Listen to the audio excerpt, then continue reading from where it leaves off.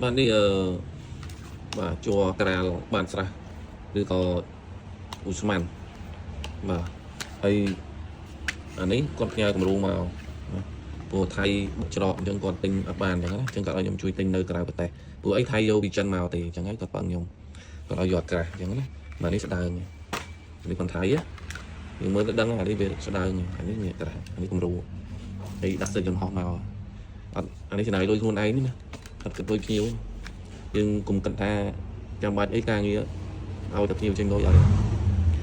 ព្រោះយើងនៅពេលដែលយើងទិញយើងយករបស់ពិសោធន៍យកអីមកចំណេះដឹងផងយើងអញ្ចឹងយើងខ្លះយើងអត់ទៅទាមទារ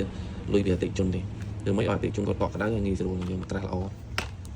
ណានេះកម្រាស់ 1.5 mm ណាមីលីម៉ែត្រផ្ញើតួយ៉ាងមកណាយើងក៏មើលដឹងនេះទុំនេះរឹងអានេះល្អហើយមុននឹងធ្វើការមួយដល់យើងច្បាស់លាស់សុខចិត្តឲ្យយឺតពេលណាអតិថិជនគាត់បខំតែខ្ញុំអត់បខំទេព្រោះបខំឲ្យទៅរកអ្នកផ្សេងតែបើធ្វើតាមដំណើរខ្ញុំអត់ធ្វើឲ្យខុសឲ្យល្អទៀតអាហ្នឹងខ្ញុំធ្វើឲ្យតែបើបខំខ្ញុំអ្នកស្វែងរកអីវ៉ាន់ដែលមានគុណភាពបខំខ្ញុំឲ្យខ្ញុំអត់ទទួលទេហើយវាច្រើនមិនបាច់សួរខ្ញុំទេខ្ញុំគឺយកតម្លៃធូរទេមើលតែការលក់អីវ៉ាន់ធ្វើអីវ៉ាន់ខ្ញុំក៏ដោយគឺធូរថ្លៃមែនតើអញ្ចឹងណាសូម្បីតែអ្នកគាត់យកផ្ទាល់ក៏ដោយក៏ធូរជាងខ្ញុំដែរ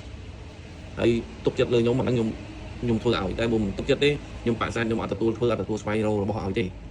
អាហ្នឹងគំលាប់ខ្ញុំហើយបើនិយាយរឿងតម្លៃខ្ញុំអត់គាត់និយាយទេដឹងតែធូរអញ្ចឹងណាហើយបើថាគាត់ចេញលៀននិយាយពីតម្លៃ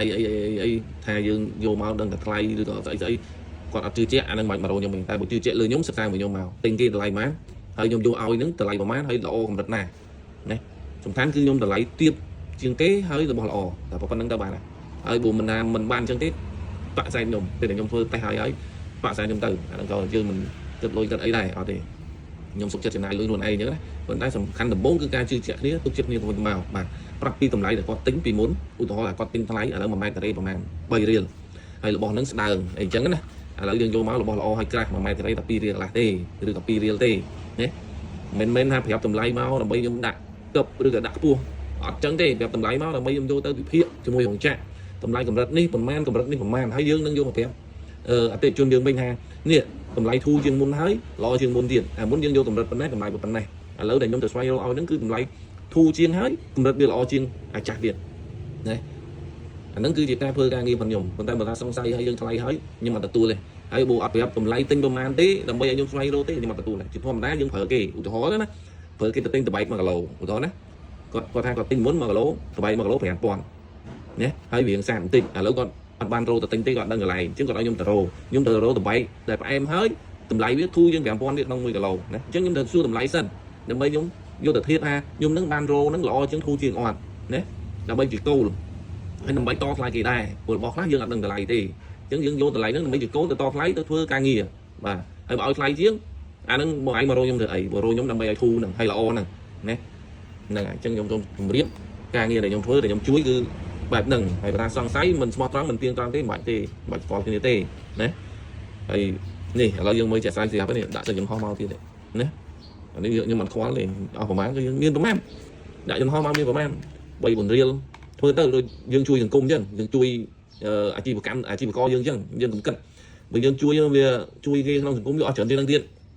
$100 $1000 $10000 ធ្វើកម្មវិធីមួយចុះអាត្រឹមតែជួយបង្កើតការងារមុខរបរឲ្យគាត់នេះព្រមចំណាយបាន5រៀលដើម្បីបានរបស់តេស្តឲ្យល្អនេះ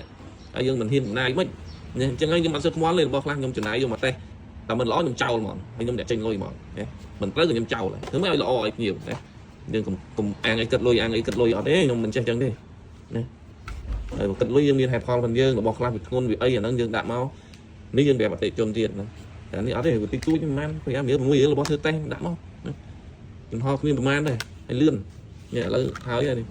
ខ្ញុំខ្ញាល់ឲ្យអតិថិជនមើលគាត់អូខេមួយណាយើងធ្វើមួយហ្នឹងហើយតម្លៃធូរជាងថៃអញ្ចឹងបាទអរគុណ